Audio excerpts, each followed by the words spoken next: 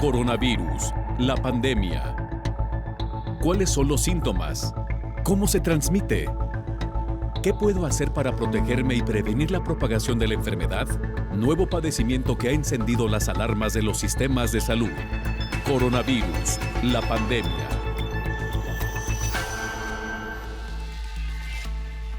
Bienvenido a un programa más de Coronavirus, la pandemia. Le recordamos que este programa es una producción de la Universidad de Guadalajara que se transmite desde el foro de Canal 44, la señal de todos, y que llega a México y América Latina gracias a la señal de las televisoras públicas que se suman a esta emisión. Saludamos también a nuestra audiencia en Radio Universidad de Guadalajara y les invitamos para que se queden con nosotros a lo largo de la siguiente hora. Hoy hablaremos de uno de los padecimientos más frecuentes en medio de COVID-19. Estamos hablando de la embolia pulmonar, el tromboembolismo, como parte de las complicaciones que hoy por hoy está dejando esta enfermedad COVID-19. Pacientes graves pueden desarrollar trombos y la enfermedad tromboembólica venosa. Hoy le estaremos contando de qué se tratan estos padecimientos y cómo deben abordarse y tratarse. Estudios internacionales muestran que 20% de los pacientes graves con COVID pueden presentar trombosis. Entre los factores de riesgo, el sedentarismo, el sobrepeso y enfermedades oncológicas. Ante el regreso a clases presenciales en algunos países, investigaciones advierten que los docentes juegan un papel central en la transmisión del virus del SARS-CoV-2. De esto también estaremos hablando hoy. Hace un año, la misión conjunta de la Organización Mundial de la Salud y China, además de expertos internacionales, se reunían para informar a los países nacionales e internacionales sobre la planificación en respuesta a algo que era nuevo para el mundo, el surgimiento del virus SARS-CoV-2 y la enfermedad COVID-19. De esto y mucho más estaremos hablando a lo largo de este programa. Mientras tanto, acompáñeme a escuchar y a ver la pieza informativa de nuestra compañera Isaura López Villalobos, que da contexto a nuestro programa. Aunque a nivel mundial anuncian que los casos por COVID-19 descienden, continúa la tendencia sostenida de confirmaciones. Hay quienes advierten que podría avecinarse un alza por las variantes detectadas en diferentes países. Los coronavirus son como un cráter, genera una serie de signos y síntomas, manifestaciones variadas que dañan órganos y al sistema humano. Los daños que ocasionan son severos e incluso mortales. A un año del surgimiento de este virus que ha matado a casi 2.490.000 personas en el mundo, las médicas y médicos siguen realizando estudios científicos para ir desarrollando protocolos de atención y lograr la supervivencia humana. Los daños son severos. La inclusión masiva de pacientes ha saturado las unidades de cuidados intensivos al presentar neumonía bilateral, que en su forma aguda se asocia con hipoxemia grave. Esto es, una baja normal de la presión de oxígeno en la sangre. Algunos pacientes con SARS-CoV-2 llegan a los servicios de urgencias con disnea, tos, con una frecuencia cardíaca alta y respiratoria baja y con una saturación de oxígeno menos de 80%. Y para quienes tienen antecedentes de enfermedades crónicas, el problema es mayúsculo. Estos pacientes pueden llegar a presentar insuficiencia respiratoria muy grave y tener embolia pulmonar aguda. La COVID-19 es un desafío médico mundial. Los especialistas tienen que realizar una serie de análisis médicos para identificar el daño que el paciente presenta a fin de prevenir la insuficiencia respiratoria aguda grave. Especialistas señalan que el detectar trombos por coronavirus puede evitar que ingresen a cuidados intensivos. Estudios científicos publicados en revistas internacionales muestran que una de las características que llegan a presentar los pacientes es la aparición de trombos en diferentes partes del cuerpo, con el riesgo de desarrollar tromboembólica venosa. La embolia pulmonar se presenta en pacientes muy graves por COVID-19. Un estudio publicado señala que el 72% de los casos se diagnosticó en personas que no requirieron cuidados intensivos.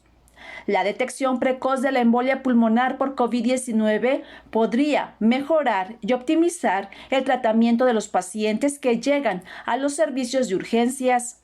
Este padecimiento se detectó principalmente en personas con sobrepeso y obesidad. Lejos de irse el virus SARS-CoV-2, es un desafío médico para detectar a tiempo las posibles complicaciones de la COVID-19, informó Isaura López Villalobos. Vamos al reporte diario de la Organización Mundial de la Salud. Nuestra compañera Cristina Gallego, corresponsal de la agencia EFE, nos presenta el detalle. Cristina, qué gusto escucharte. Adelante con la información. Hola, ¿qué tal? Buenos días, Belén, y buenos días a todo el auditorio de Canal 44. El número de casos semanales de COVID-19 en el mundo ha caído un 11%, en lo que supone la sexta semana consecutiva de descensos, mientras que las muertes bajaron un 20%, según ha informado hoy la Organización Mundial de la Salud. El acumulado de casos en la pandemia asciende a 111 millones, mientras que han fallecido 2,4 millones de personas por COVID-19 desde que comenzó la crisis sanitaria hace más de un año. Aunque el número de muertes diarias comenzara a bajar más tarde que el de contagios, ya lleva 3 semanas consecutivas en descenso. Con respecto a la vacunación, el director general de la Federación Internacional de Productores Farmacéuticos, Thomas Quenney, ha asegurado que la producción de vacunas contra la COVID-19 podría alcanzar las 10.000 millones de dosis en 2021. Estamos viendo un aumento significativo de la producción porque se está trabajando 24 horas al día, 7 días a la semana, ha declarado el responsable de la entidad que representa los intereses de la industria farmacéutica. Quenney también ha rechazado las críticas que está recibiendo su sector por privilegiar el suministro de vacunas a países ricos. Los países que ahora están recibiendo más vacunas firmaron contratos anticipados de compra hace varios meses que no pueden ser ignorados, ha declarado Quenney. Según él, las proyecciones actuales indican que COVAX, la plataforma creada por la Organización Mundial de la Salud para garantizar un acceso justo a las vacunas, podría recibir las 2.000 millones de dosis que tenía como objetivo para este año. Y recibimos buenas noticias de Ghana, que hoy se ha convertido en el primer país en recibir vacunas COVAX con 600.000 dosis contra la COVID-19 de la desarrollada por AstraZeneca y Oxford con licencia del Instituto Serum de la India. Por otro lado, todavía hay 500.000 de pacientes de COVID-19 en países en vías de desarrollo que necesitan más de 1 millón de botellas de oxígeno para sobrevivir, una demanda que encuentra muchos obstáculos, según ha informado la iniciativa internacional con sede en Ginebra, UNITAID. La organización ha elaborado un programa de distribución de este oxígeno para el que necesitará 1.600 millones de dólares a lo largo de este año. Reportó desde Ginebra Cristina Gallego para el programa Coronavirus, la pandemia. Una de las complicaciones más frecuentes en pacientes graves de COVID-19, sin duda alguna, son los efectos trombóticos. Algunos investigadores y especialistas consideran que estos pueden presentarse en pacientes con algunas enfermedades asociadas como sobrepeso, enfermedades oncológicas o condiciones de sedentarismo en los pacientes. Advierten especialistas que uno de los principales riesgos asociados a la COVID son las complicaciones trombóticas o de circulación que pueden aparecer tanto en el sistema arterial como en el sistema venoso, sobre todo en los enfermos graves. Se ha explicado que este efecto se debe a la desmedida respuesta del sistema inmunitario en la lucha contra el virus, que genera sustancias coagulantes, por ejemplo, el fibrinógeno. Esta molécula llega a estar en concentraciones hasta 2 o 3 veces por encima de su nivel normal, que inducen a la formación de coágulos al superar los mecanismos anticoagulantes naturales. Según especialistas angiólogos, la incidencia de las trombosis en pacientes que han tenido COVID-19 estiman que puede afectar hasta un 20% de los pacientes contagiados, sobre todo los enfermos críticos o con una presentación más grave de la enfermedad, aunque también se ha visto en pacientes que lidiaban con enfermedad en casa. Otros de los factores de riesgo para la aparición de coágulos en pacientes con COVID son el sedentarismo, la edad superior a 70 años, el sobrepeso, los antecedentes de enfermedad oncológica o la trombofilia, predisposición genética a tener problemas trombóticos.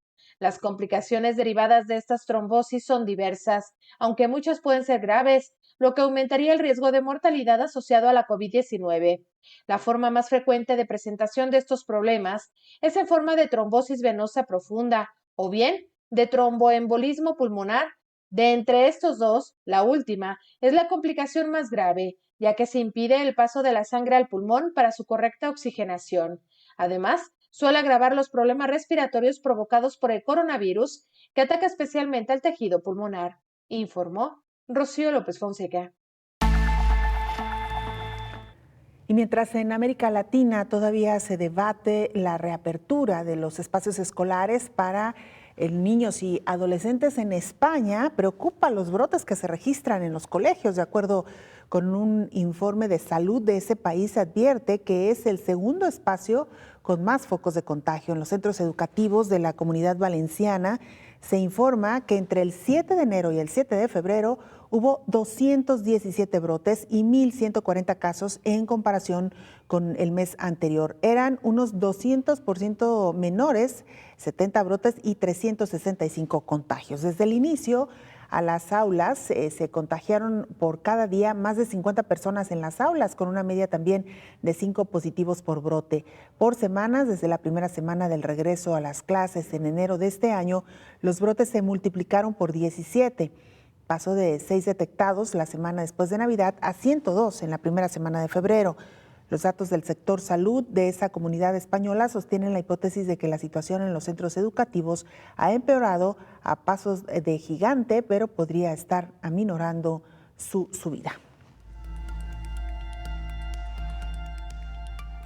Otro estudio indica que los maestros y las maestras, profesores y profesoras juegan un papel central en la transmisión del virus del SARS-CoV-2, de acuerdo a estudios realizados en los Centros de Control y Prevención de Enfermedades.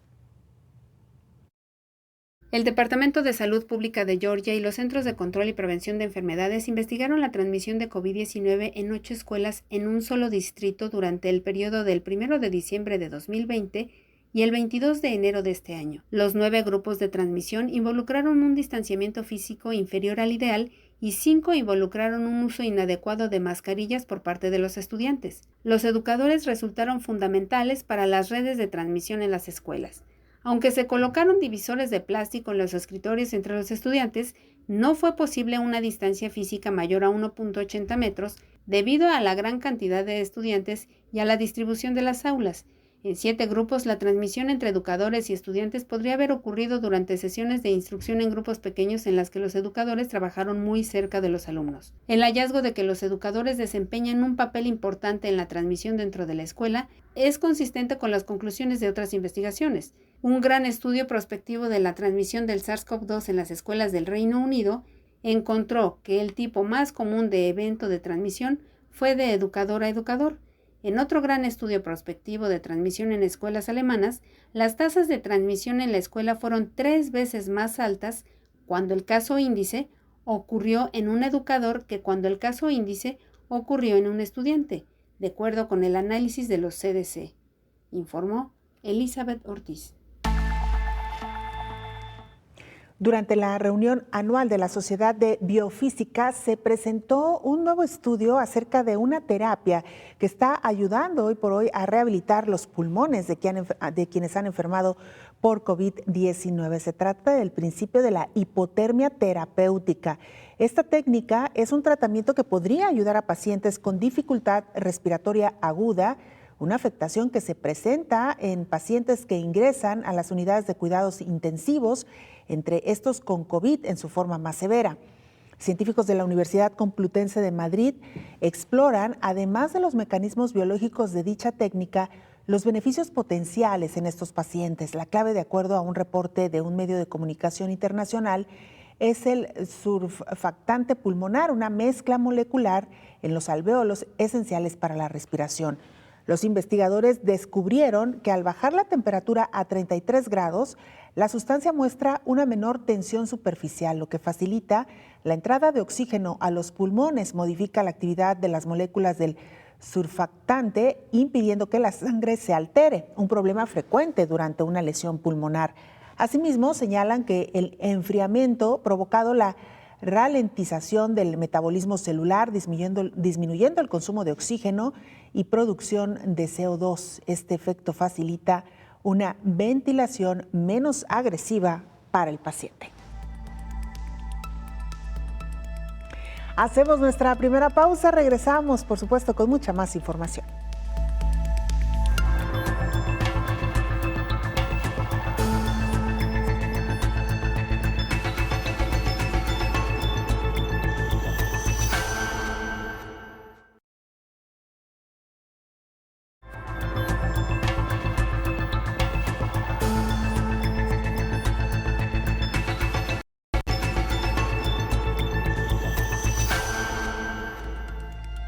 Vamos a Europa. En Reino Unido plantean la posibilidad del certificado de estatus COVID para los siguientes meses.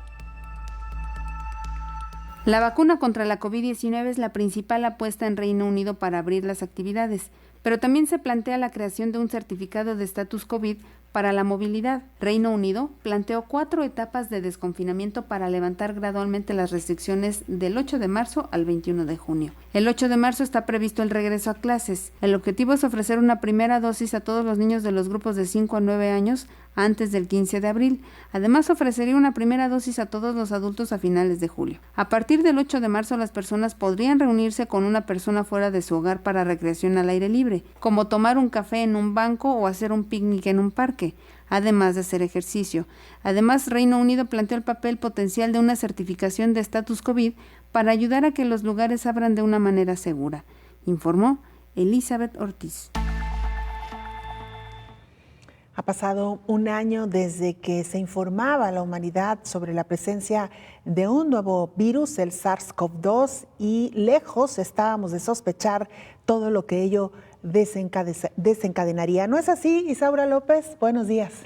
Hola Belén, Victorio, buenos días. Así es, hoy se cumple un año de que la Comisión Conjunta de la Organización Mundial de la Salud y China, en donde participaron expertos de Alemania, Canadá, Estados Unidos, Japón, Nigeria, la República de Corea, Rusia y Singapur, daban a conocer pues un plan y un protocolo para evitar la expansión del virus SARS-CoV-2 al mundo. Sin embargo, hoy vemos las cifras que estas acciones pues en total no se han cumplido de manera específica como lo establecía esta misión conjunta OMS-China. En ese momento, un grupo importante de estos investigadores permaneció un tiempo en Beijing y también viajó a Wuhan y a otras 2 ciudades de ese país. Sus miembros hablaban sobre esta cuestión de establecer cercos sanitarios y sobre todo mantener un distanciamiento físico necesario, esto de acuerdo al informe que se había emitido en ese momento. Los principales objetivos de la misión conjunta fueron las siguientes: mejorar la comprensión de la evolución del brote COVID-19 en China y la naturaleza e impacto de las medidas de contención en curso, compartir conocimientos sobre las medidas de preparación y respuesta al COVID-19, implementado en países afectados o en riesgo de importación, generar recomendaciones para ajustar la contención y respuesta a COVID-19, medidas en China e internacionalmente, y establecer prioridades para un programa colaborativo de trabajo, investigación y desarrollo para abordar las brechas críticas en el conocimiento y las herramientas de respuesta y preparación de actividades. Este informe está en la página de la Organización Mundial de la Salud, donde también da una cronología de cómo ha evolucionado iban evolucionando las acciones a partir del que 31 de diciembre del 2019 se informaba a la OMS sobre los primeros brotes que estaban surgiendo en Wuhan, China. La misión conjunta estuvo integrada por 25 expertos nacionales y estuvo encabezada por el doctor Bruce Aylward de la OMS y el doctor Wuhan Lian de la República Popular de China. La misión conjunta comenzó con un taller detallado con representantes de todos los principales ministerios que estaban liderados y contribuían a la respuesta de China a través del Grupo de Trabajo Nacional, Prevención y Control. Pero a partir de este informe, ¿qué es lo que sucede hoy, Belén? En ese momento, en 24 de febrero del 2020, había a nivel mundial 79,331 personas afectadas por COVID-19. Aún no se había expandido a todos los países, a los 192 países que hoy la OMS tiene contabilizados de acuerdo a los que están adscritos a este organismo internacional. Hoy son 112,229,910 personas que han enfermado. Pero ¿cuántos habían fallecido el 24 de febrero del año pasado? 2,618. Y hoy las cifras, de acuerdo al mapa Johns Hopkins y que también con base a las estadísticas de la Organización Mundial de la Salud, que ya escuchábamos con nuestros compañeros de la agencia EFE, pues hoy son 2,487,890 personas que se han visto afectadas. En aquel momento, los principales países que eran que tenían el mayor número de personas afectadas era China, con 77.772. Le seguía Corea, Japón, Italia, Singapur, Tailandia, Estados Unidos, y conforme iba avanzando los días, pues iban incrementando los casos en estos países. Y ahora, ¿cuáles son los países que tienen los primeros lugares? Estados Unidos, India, Brasil, Rusia, Reino Unido, Francia, España, Turquía, Alemania, Colombia, Argentina y México. Mientras que China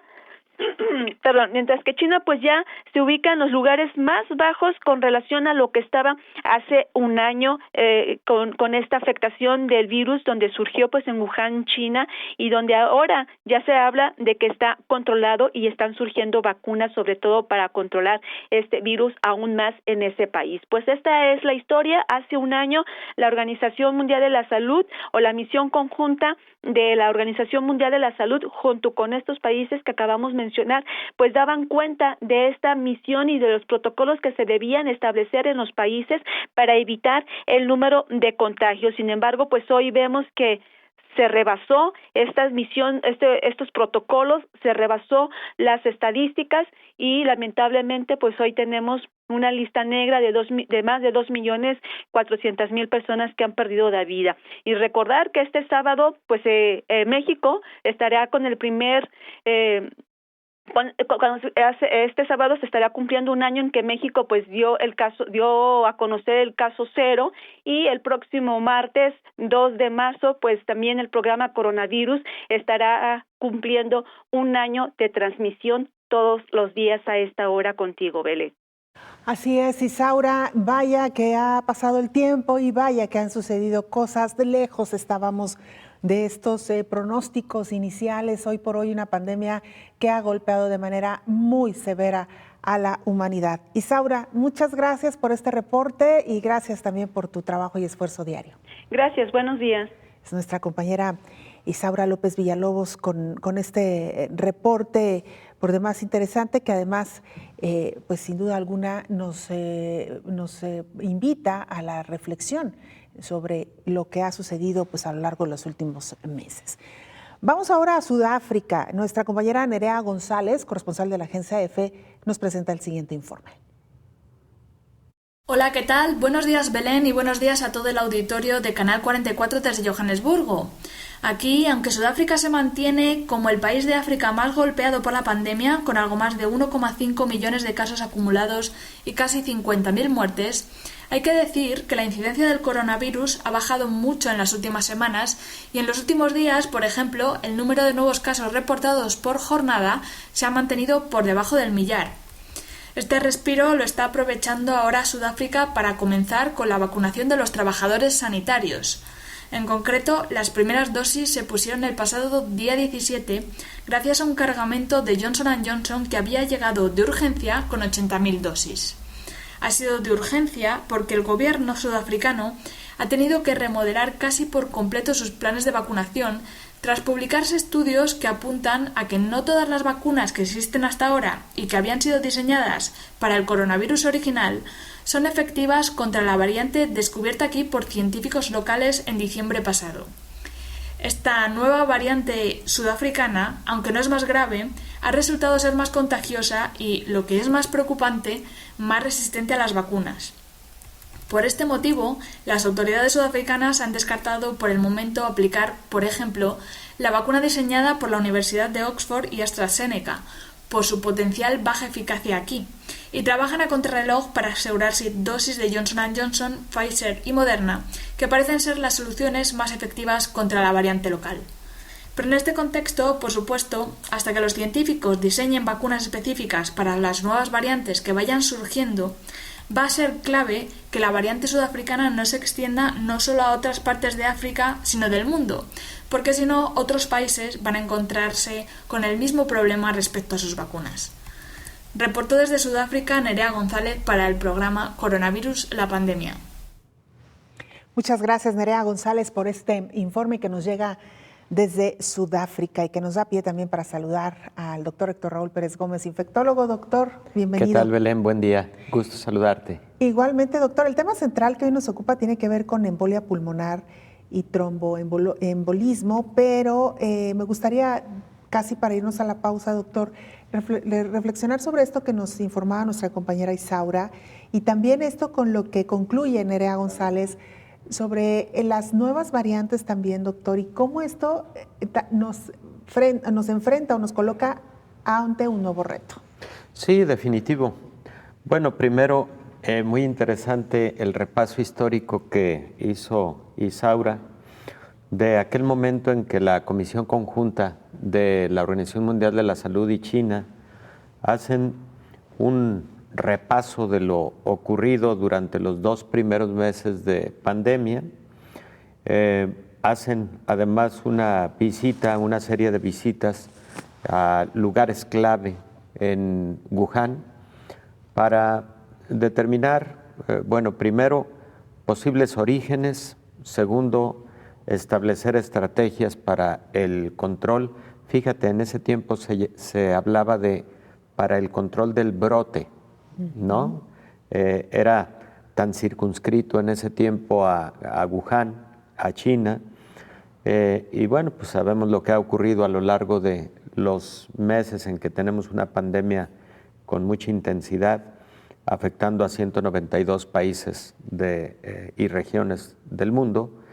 Pero en ese momento el trabajo conjunto pues hablaba, entre otras cosas, de lo importante que sería la generación de cercos sanitarios, que sí cumplió China, Wuhan en particular. Recordarás que muy pronto, en esas fechas, ellos cierran los vuelos desde y hacia Wuhan específicamente, tanto los vuelos domésticos como los vuelos internacionales. Entran a un confinamiento absoluto, con mucha vigilancia de la autoridad, y además de lo anterior, bueno, pues establecen algunas medidas de atención urgente, como fue la construcción de hospitales en tiempo récord, 2 semanas para tener un par de hospitales para atención de pacientes con COVID ahí ya listos y dispuestos.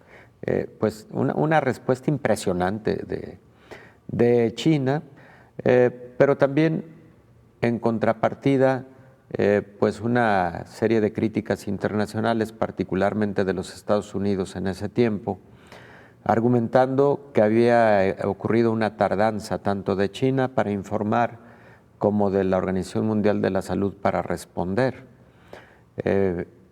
Los Estados Unidos, recordarás, a la postre deciden salir de la Organización Mundial de la Salud, lo cual ahora se ha revertido con la llegada del presidente Biden. Bueno, fue un recuento muy interesante el que hace Isaura de lo que trabajó esa comisión conjunta, y lo que nos presenta Nerea, bueno, pues con una reflexión muy importante que hemos platicado en esta mesa en diversos momentos, Belén, y que tú lo dices con mucha claridad. El gran reto que representan ahora las nuevas variantes.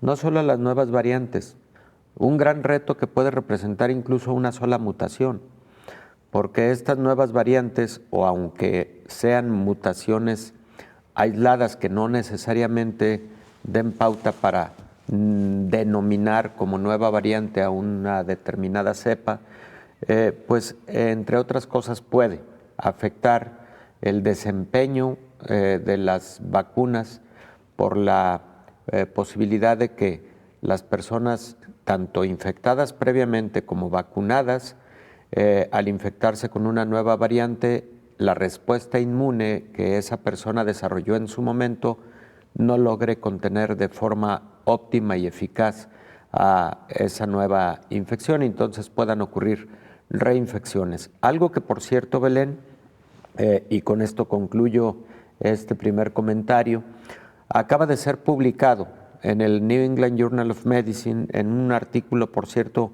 muy conciso, de escasas 2 hojas, en donde se hacen ensayos en el laboratorio para determinar virus que tienen la variante E484K, para identificar cómo se comportan frente a anticuerpos obtenidos de pacientes que tuvieron ya infección con el virus nativo, y el hallazgo pues es de que la presencia de esta variante, la presencia de esta mutación sí modifica en definitiva el desempeño de la respuesta inmune. ¿Nos cuenta más de esto, Con doctor? gusto. Regresando después Claro que sí. de la pausa con esto y mucho más.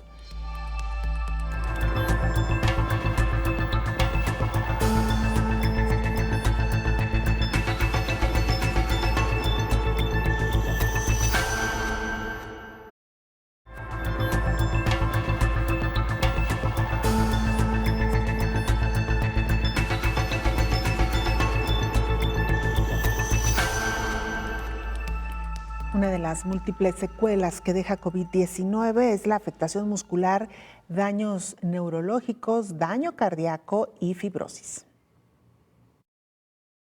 Entre las muchas consecuencias derivadas del coronavirus, una de las más importantes es la disnea o la sensación de falta de aire que siguen teniendo algunos pacientes después de haber sido dados de alta, señala la encargada del área de PCR del Laboratorio del Centro Universitario de Ciencias de la Salud de la UDG, Marcela Peña. Bueno, existen 3 secuelas que son las que más nos preocupan o en cierto sentido las que más hemos visto.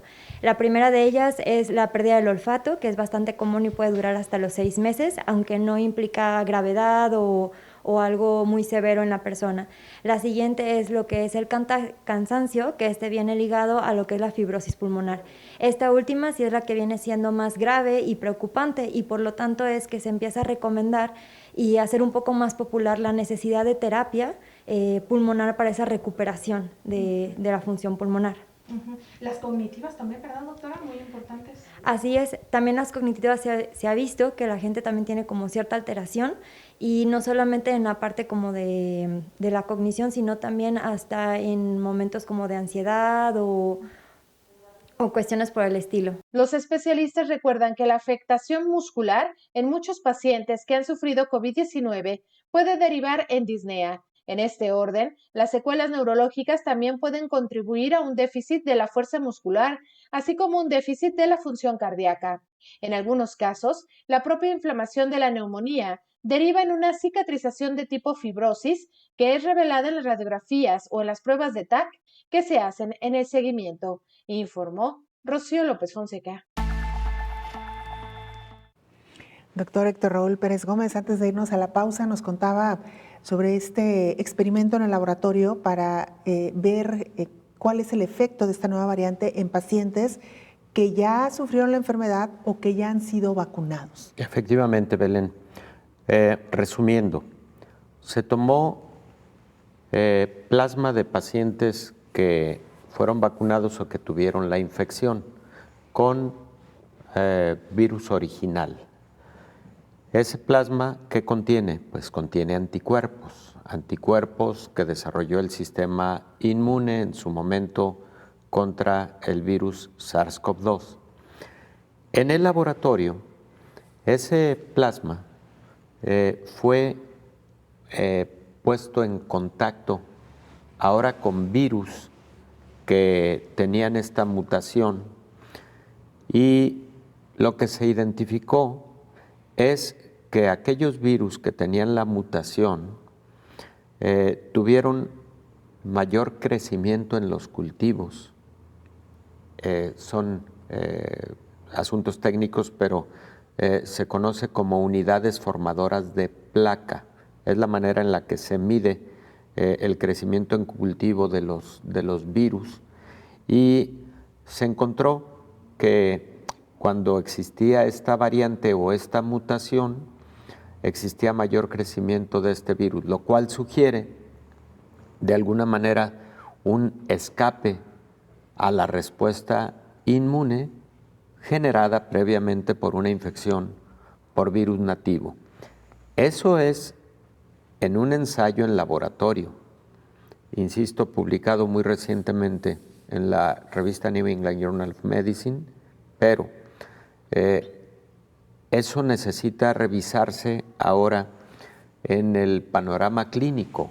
Vamos, quien tuvo una infección y está documentado que tuvo respuesta inmune, o quien fue vacunado y fue documentado que hizo una buena respuesta inmune, si llegara a tener una reinfección, ¿qué con esa reinfección?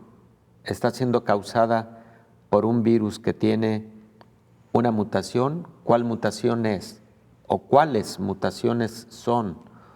Porque en ese sentido, una de ellas, la E484K, que es una mutación que comparten tanto la cepa de Sudáfrica como la cepa brasileña, se ha sugerido que podría sí modificar el buen desempeño de las vacunas. Entonces, incluso algunas farmacéuticas han planeado estrategias para modificar la estructura de sus vacunas en aras de ir dando cobertura a las cepas que han ido surgiendo, sobre todo la cepa británica, la sudafricana, la cepa brasileña, y con esto brindar una mejor cobertura y desempeño del sistema inmune, ¿no?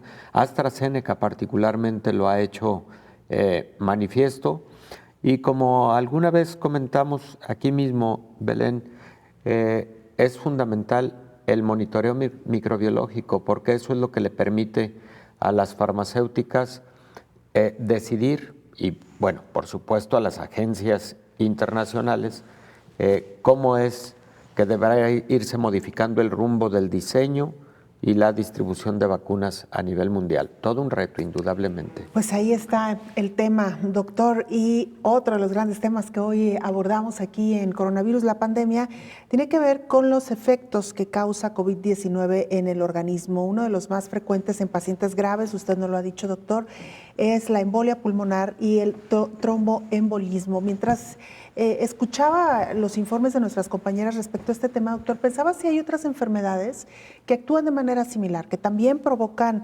embolia pulmonar o tromboembolismo, y cuál sería, digamos, la diferencia respecto a SARS-CoV-2. Yo creo que COVID-19 es la infección que más genera esta complicación.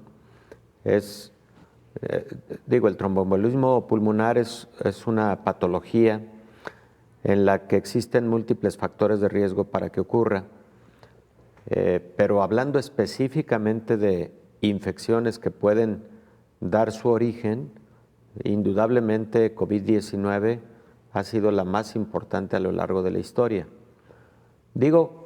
Hay otros factores de riesgo, por ejemplo, el tromboembolismo pulmonar es más frecuente en las mujeres que en los hombres. Número 2, el tromboembolismo pulmonar es más frecuente en las personas con sobrepeso y obesidad que en las personas delgadas. Es más frecuente en las personas que tienen sedentarismo comparativamente con personas que hacen actividad física. Es más frecuente en mujeres, por ejemplo, que toman anticonceptivos orales o que toman esteroides o estrógenos. Es mucho más frecuente en personas que tienen lo que conocemos como enfermedad vascular venosa o insuficiencia venosa, predominantemente en las extremidades inferiores, en las piernas. Es más frecuente en las personas que tienen una enfermedad que los ha confinado a la cama de hospital o a estar en cama durante periodos prolongados de tiempo. También es más frecuente en las personas que son sometidas a ciertos procedimientos quirúrgicos. Todo eso pueden ser factores de riesgo para el desarrollo de tromboembolismo pulmonar. Pero de nueva cuenta, cuando hablamos exclusivamente de una infección que genere tromboembolismo pulmonar, indudablemente el primer lugar lo tiene COVID-19 desde todos los tiempos. Esta es una complicación que deriva de lo siguiente, Belén. Lo hemos comentado en esta mesa también. Muchas veces en COVID-19 ocurre una respuesta inflamatoria. Una respuesta inflamatoria de diferente intensidad. Cuando esa respuesta inflamatoria es leve, también la presentación de la enfermedad es leve. Es decir, la respuesta inflamatoria o la gravedad de la enfermedad es directamente proporcional a la respuesta inflamatoria. A mayor respuesta, mayor gravedad de la enfermedad. Esta inflamación, que no es solamente en los pulmones, sino es sistémica, puede llevar a que se genere una molécula conocida como factor activador plaquetario. Esa molécula se genera porque se inflaman los vasos sanguíneos en su capa más interna, conocido como endotelio vascular.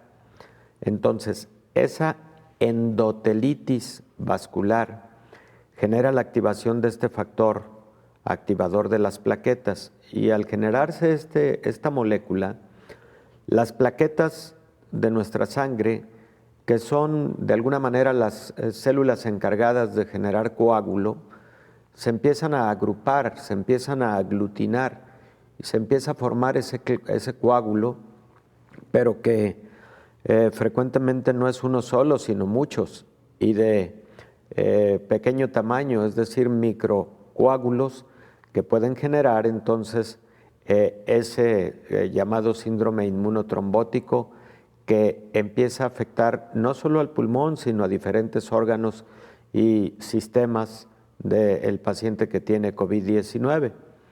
Bueno, cuando uno de estos coágulos es un coágulo grande que obstruye ya sea a una de las ramas más importantes de la arteria pulmonar o a alguna de las ramas no tan grandes, no tan troncales, vamos, de la arteria pulmonar, pero que al obstruir genera sufrimiento por falta de oxígeno en un segmento del pulmón, a eso se le conoce como tromboembolismo pulmonar.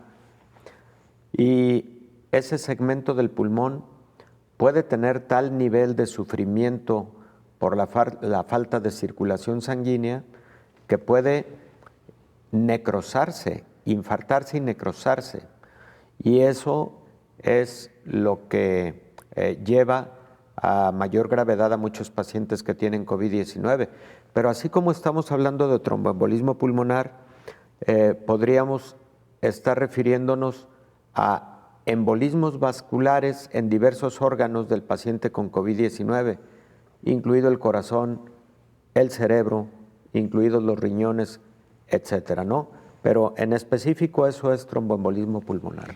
Regresando de la pausa, doctor, ¿hay tratamiento? ¿Se puede prevenir? Claro. ¿Se puede revertir una situación de este tipo? Con esto regresamos después de la pausa.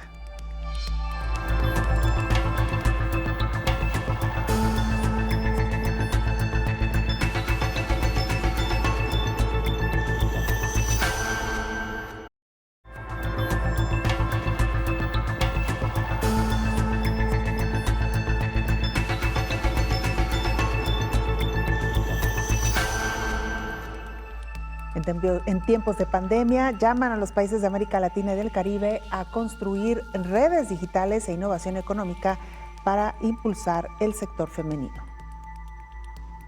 Con el objetivo de materializar la reducción de las brechas de género en el acceso y el uso de tecnologías de la información, Chile propuso una alianza regional para la digitalización de las mujeres de América Latina y el Caribe, según explicó la ministra de la Mujer y Equidad de Género de ese país, Mónica Salaquet.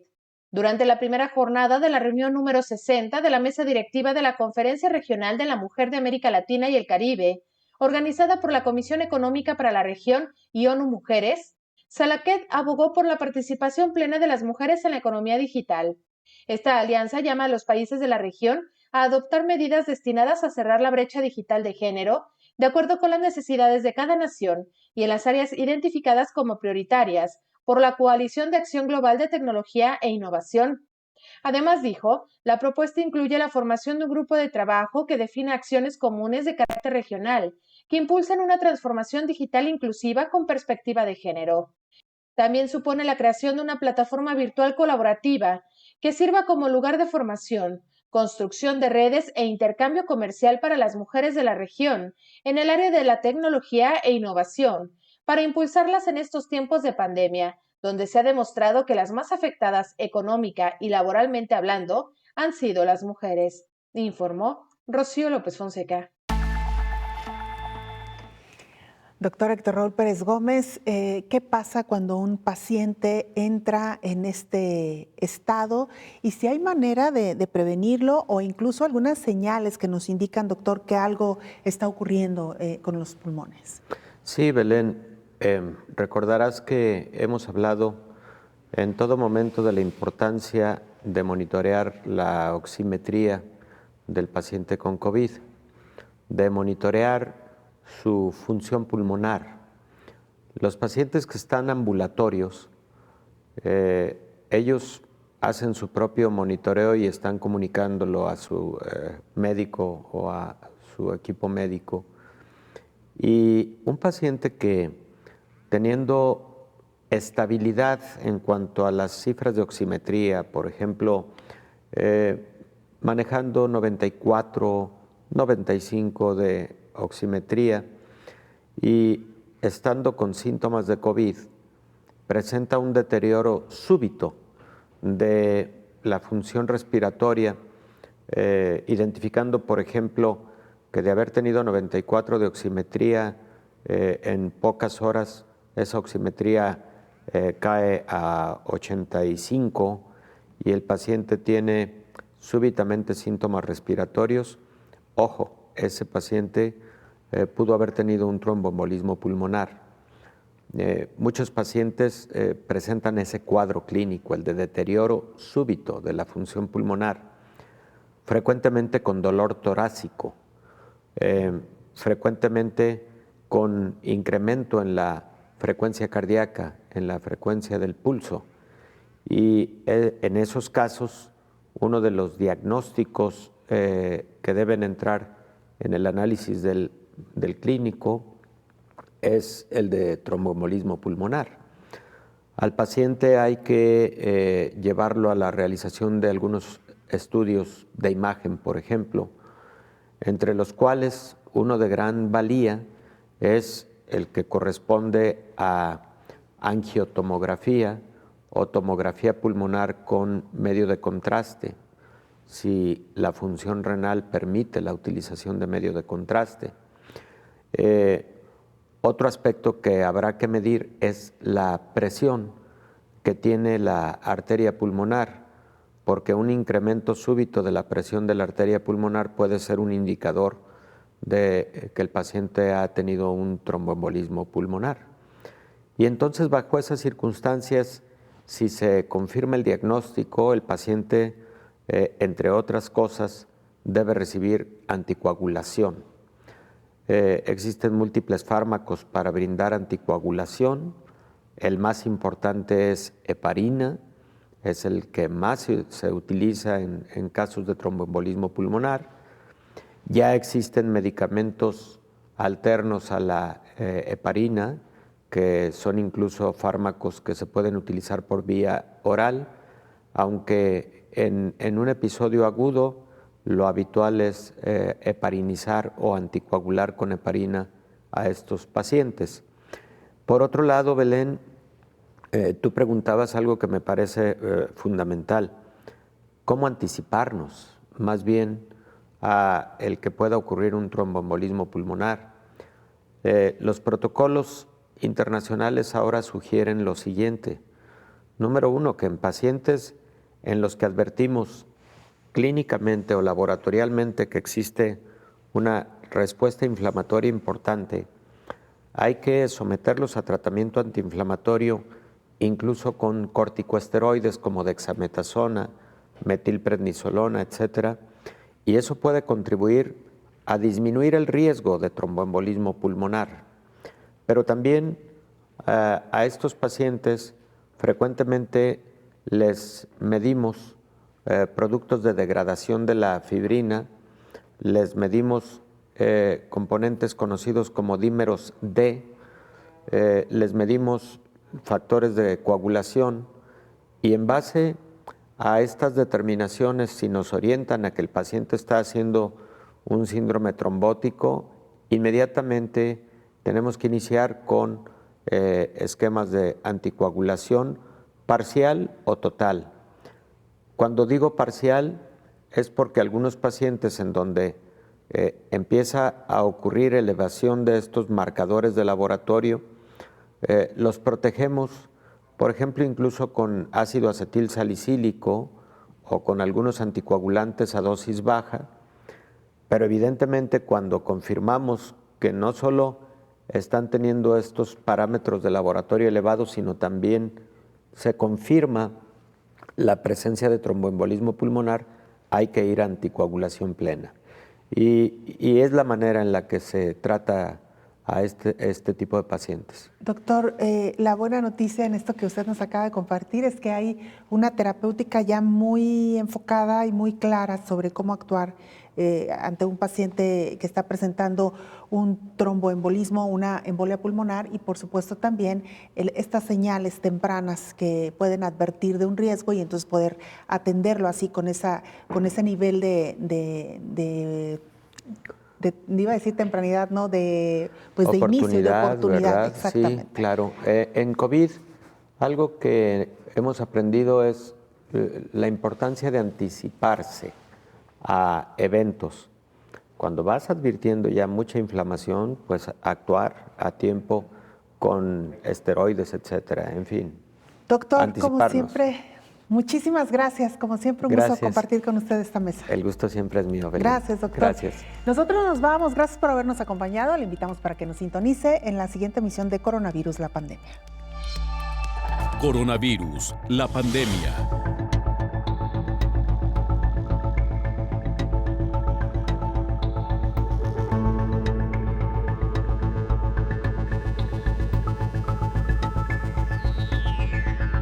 Coronavirus, la pandemia.